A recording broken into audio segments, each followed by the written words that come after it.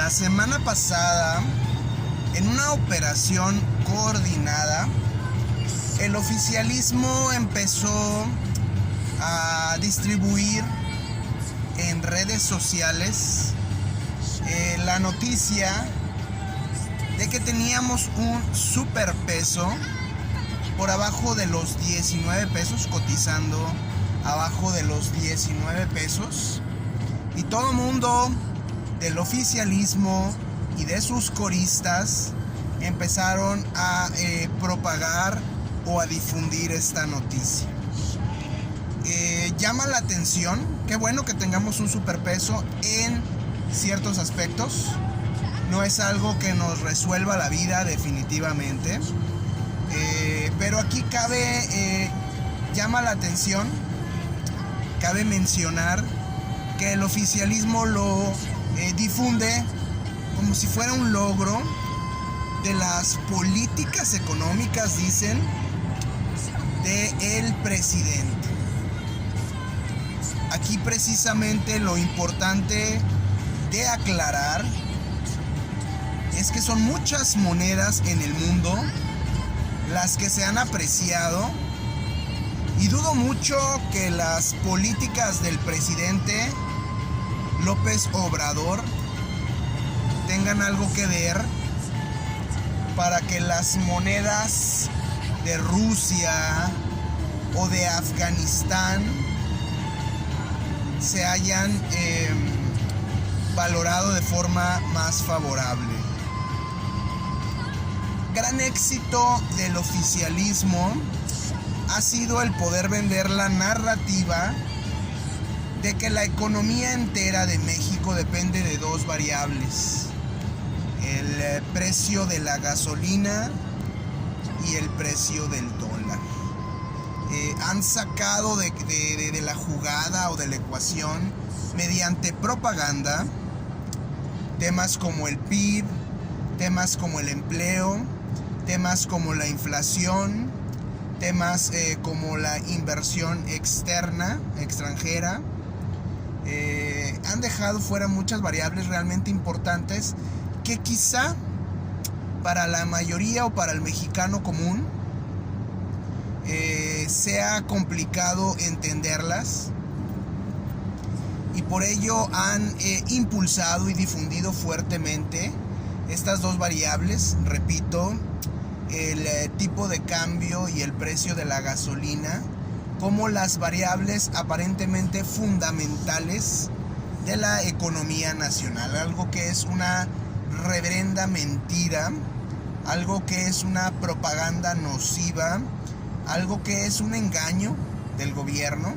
Hay que señalar que el precio de la gasolina es un commodity, es decir, es un precio que se mueve en base a oferta y demanda a nivel global. Poco o nada puede influir el gobierno, salvo cuando utiliza subsidios para pagar parte del precio de la gasolina, y estos subsidios no es algo sano, ya que implica meter dinero en este rubro de la gasolina, dinero que no se recupera. Es un subsidio muy, ¿cómo pudiéramos llamarlo? Es un subsidio muy pobre, muy mal orientado, debido a que ayuda no a los más necesitados, sino en ocasiones a los que más tienen.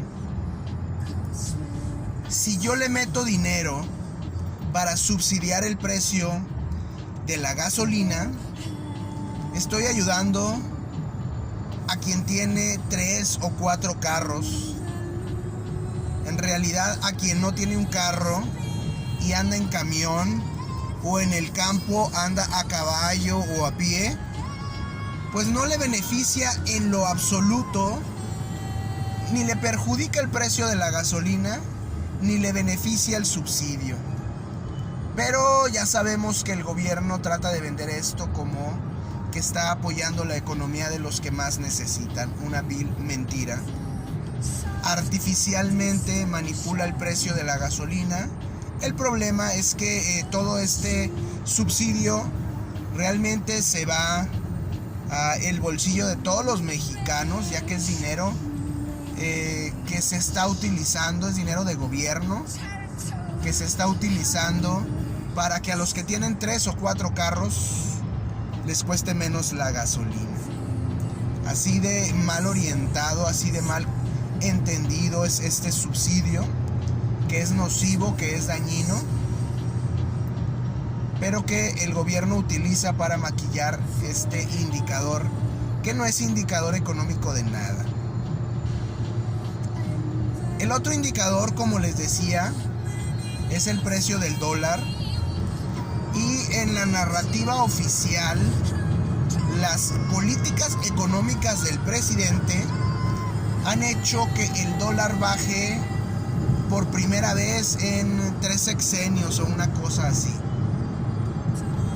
El peso desde los 90s, el dólar, la paridad peso-dólar, es de libre flotación, es decir, al igual que la gasolina, se influye el tema de la oferta y la demanda.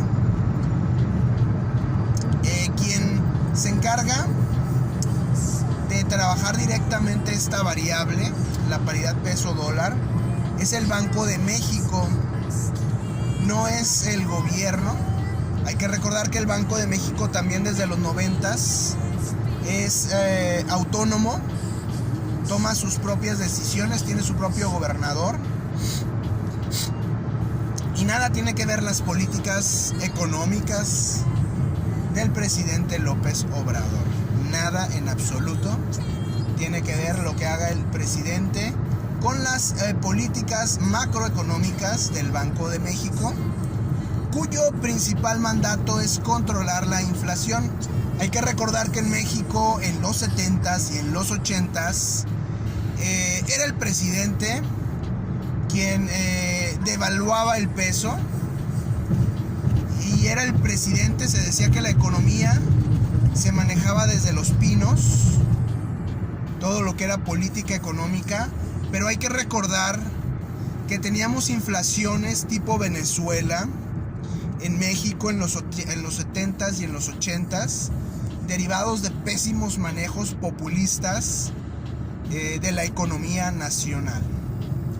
Hay que reconocer hasta cierto punto que han habido políticas económicas de austeridad en temas financieros, lo cual es importante y se reconoce, pero van derivados mucho a que no ha habido gasto, sí ha habido deuda, y obviamente que no haya gasto afecta directamente a la economía.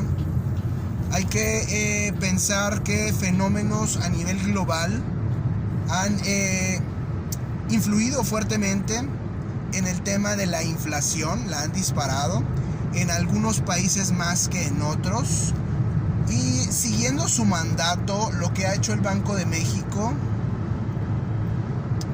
en otras ocasiones, hay que recordar cuando Carstens era gobernador del Banco de México, tenía unos seguros, adquirió unos seguros que ayudaban precisamente a que si el dólar se disparaba, con estos seguros se compensaba económicamente para evitar que el dólar se disparara de forma dramática ante los movimientos de oferta y demanda globales.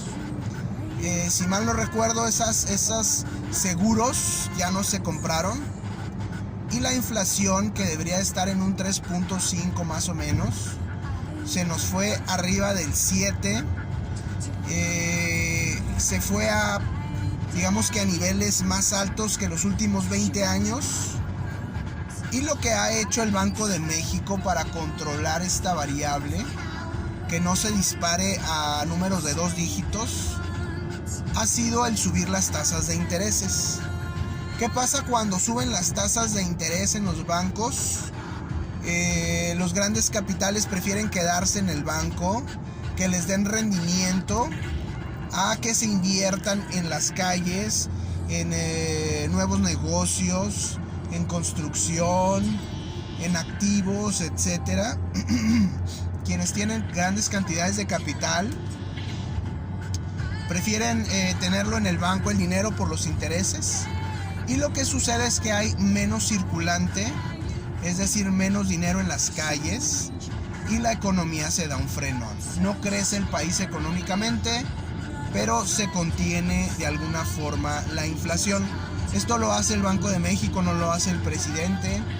Así que como hay menos circulante, obviamente hay menos compra de dólares, hay menos demanda y el precio del dólar empieza a caer. Esto es lo que provoca precisamente que el precio del dólar empiece a bajar a comparación del peso. Es un tema de oferta y demanda, no es un tema de las políticas económicas del presidente López Obrador. Y hasta cierto punto, el hecho de que el dólar valga menos pesos influye, afecta en el hecho de que hay menos inversión extranjera. Obviamente el dólar vale menos pesos y eso hace que los inversionistas extranjeros prefieran invertir allá en Estados Unidos a invertir aquí en México, donde su dinero vale menos. Nos hace menos competitivos ante otras monedas, ya que los inversionistas estadounidenses analizan en qué países sus dólares valen más y dirigen su capital hacia esos países. Es decir, por decir un ejemplo extremo, si el dólar valiera 100 pesos, seríamos muy atractivos para los inversionistas estadounidenses. Si el dólar valiera 1 peso, no seríamos tan atractivos para los inversionistas estadounidenses. Es una cuestión difícil de entender, yo lo sé.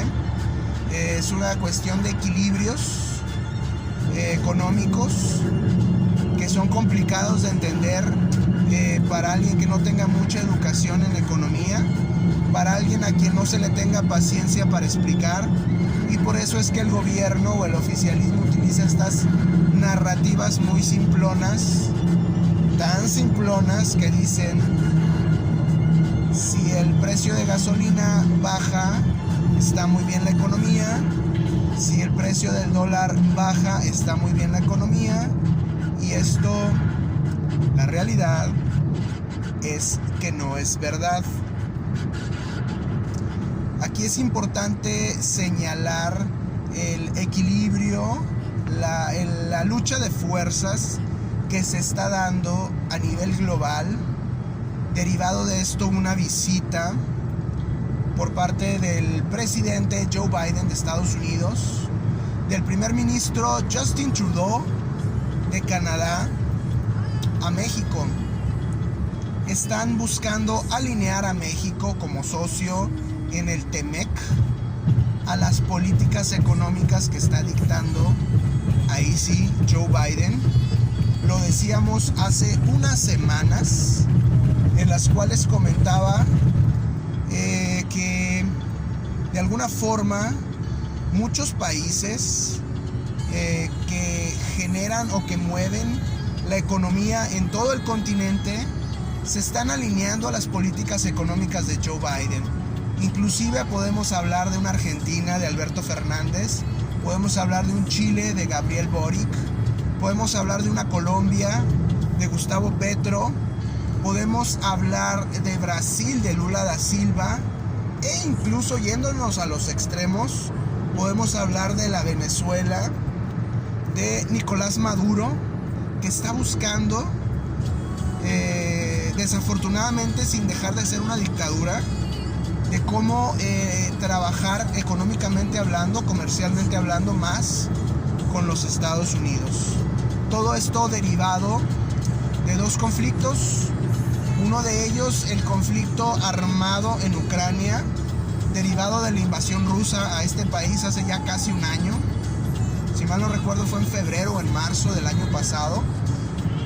Entonces, derivado de esto, Estados Unidos ha buscado aliados en el mismo continente. Y el otro fenómeno es una guerra comercial, obviamente entre China y los Estados Unidos de América. China, que parecía que en algún momento iba a rebasar como economía número uno a los Estados Unidos, y que después de 3 años de golpeteo económico por la pandemia, derivados de la pandemia, parece que China no va a alcanzar ese sueño. Parece que la economía ahora que está más posicionada para rebasar a China y después a los Estados Unidos es la economía de la India, derivado de que es una economía basada en una democracia, la democracia más grande del mundo, la democracia de la India, y que hay más libertad, a diferencia de China, de creación económica y de creación de riqueza. Esto obviamente le da más pauta a India que en un futuro pueda rebasar a la economía de los Estados Unidos. Ya en población ya rebasaron a China, y en economía pues siguen avanzando fuertemente, a pesar de que Narendra Modi, el populista líder hindú, parece decidido a no soltar el poder. Ahora bien, derivado de esta guerra comercial entre China y los Estados Unidos, se está dando un fenómeno conocido como el nearshoring, en el cual muchas empresas que dan servicio a Estados Unidos, inclusive chinas, se están reposicionando derivado de la pandemia, de todas estas disrupciones y perturbaciones que sucedieron en las cadenas de suministro. Todas estas empresas se están moviendo al continente americano, principalmente a México, para estar más cerca de los Estados Unidos. Esto a su vez genera inflación, porque hay costos mayores, a diferencia de los costos que había de mano de obra de China. Ahora estos costos suben un poco porque la mano de obra de México es más cara. Y aquí es donde entra otro fenómeno importante. México quiere entrar en una dinámica de sustitución de importaciones, es decir, de fabricar ahora México lo que estaba fabricándole China a los Estados Unidos. Esto es bueno hasta cierto punto, pero es un retroceso, ya que estas manufacturas, ya que esta mano de obra barata era lo que de alguna forma ofrecía México hace un par de décadas, y que dices crea empleo, genera una dinámica económica, pero la mano de obra barata genera una gran clase baja obrera sin muchas aspiraciones a crecer. Esto es lo que un país mediocre anhelaría, pero un país con esperanzas de crecer y de ser un país de primer nivel, que ya dejó atrás la mano de obra, que está en un proceso de manufactura avanzada, y que su siguiente paso lógico sería una economía de desarrollo de marcas, de inteligencia de mercado, etcétera. Pero no hemos podido cruzar ese umbral de manufacturas especializadas, allá diseño de marca, creación de valor. No hemos podido dar ese brinco, y pareciera que el fenómeno, la dinámica de sustitución de importaciones, lo que hace es regresarnos un paso atrás de las manufacturas y volver a convertir a México en un país de mano de obra barata, lo que fue México hace unas 2 o 3 décadas y lo que era China hace más de 4 décadas. Sí, aparentemente para el discurso político, entrar a este fenómeno o dinámica de la sustitución de importaciones aparentemente es un triunfo, ya que aumenta el empleo, pero aumenta el empleo precario, la mano de obra barata, la mano de obra no especializada, la mano de obra no estudiada, el obrero más de nivel más bajo y los sueldos más bajos. Eso es lo que provoca una economía de sustitución de importaciones, y sería un paso atrás para lo que ha podido avanzar México en estas 2 o 3 décadas anteriores. De ahí que sea importante no dejarnos engañar, de ahí que sea importante poner sobre la balanza qué tan bueno o qué tan malo es entrar en esta dinámica. Qué tan bueno o qué tan malo es entrar en esta guerra contra China, a pelear contra mano de obra, a traernos empresas. Qué bueno que vengan, pero lo que hemos platicado muchas veces, traen empleo a muy bajo costo, buscan mano de obra muy barata y se le da énfasis al obrero más allá de poder subir a ese obrero de nivel de vida, de especialización, etcétera. Y creo que lo más importante es tomar en cuenta lo que el escritor Andrés Oppenheimer decía en su libro Sálvese quien pueda, y libros de ese tipo que me encantaban. Hace mucho que no veo un libro de Oppenheimer, pero bueno, sobre la automatización.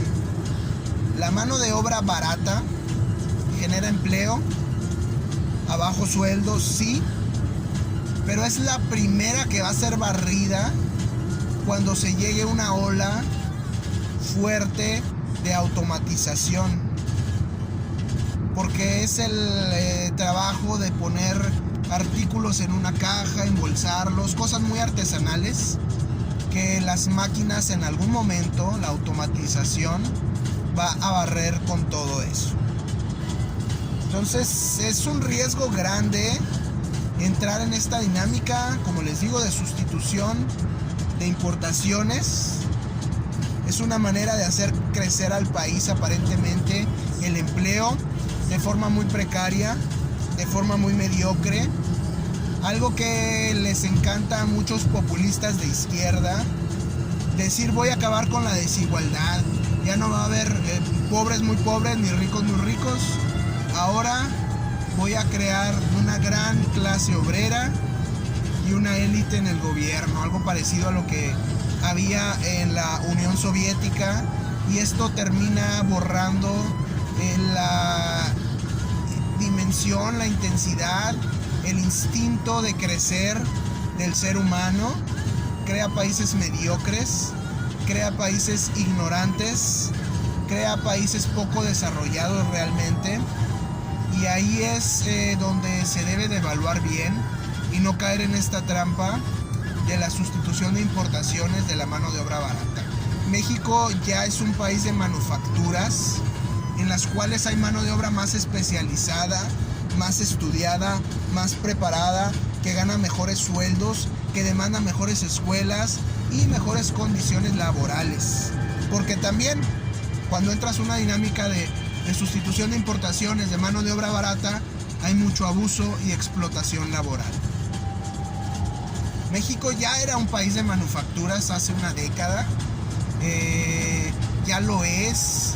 El hecho de que muchas empresas automotrices hayan venido a México, al norte del país, al centro, al Bajío, el hecho de que se esté pensando México para traer mucha industria en el tema de los autos eléctricos, el hecho de que Tesla, que se está tambaleando fuertemente, haya en algún momento pensado en abrir una planta en Santa Catarina, en Nuevo León, habla de ese escalón que ha subido México con respecto a la mano de obra barata, que ahora manufactura, que ahora ya tiene una mano de obra más especializada, más preparada, más moderna, que pudiera enfrentar mejor el tema de la automatización, y que está un paso abajo, un nivel abajo de las economías de creación de valor, de diseño de marcas, como las que existen, por ejemplo, en Italia, en Francia,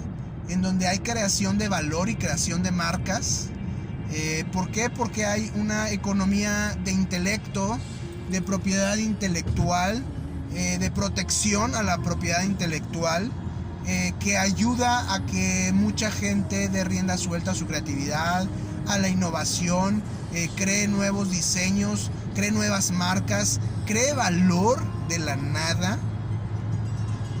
Y eso precisamente hace que economías como la italiana o la francesa o la alemana incluso sean las grandes potencias de la Unión Europea. hace que haya mucha creación de autoempleo y hace que las economías se vuelvan muy dinámicas y libres. Eso no les gusta mucho a los gobiernos populistas, pero a fin de cuentas eso es lo que realmente trae desarrollo humano, económico, social en los países.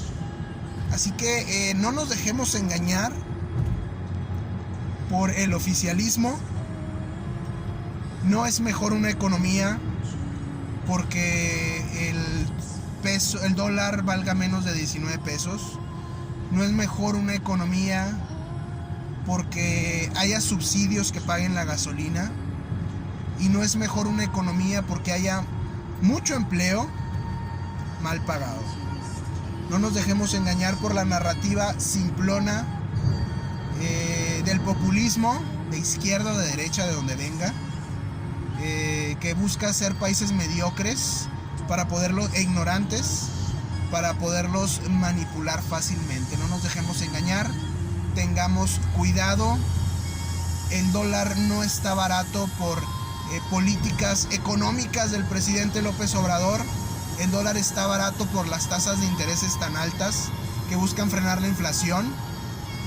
Y a medida que la inflación vaya bajando, el dólar va a ir subiendo. Y a ver qué dice entonces el oficialismo respecto a esta mentira que trata de vender, que trata de usar como una cortina de humo para ocultar lo que está pasando en el metro, que han saboteado por décadas, desviando recursos para financiar campañas políticas, y lo que está pasando en temas de seguridad, y lo que está pasando en la Suprema Corte de Justicia de la Nación, en donde una ministra plagió su tesis para obtener su licenciatura, y en estricto sentido deberían retirarle su licenciatura y no podría estar en la Suprema Corte de Justicia. El detalle es que la señora es esposa de uno de los grandes patrocinadores del presidente.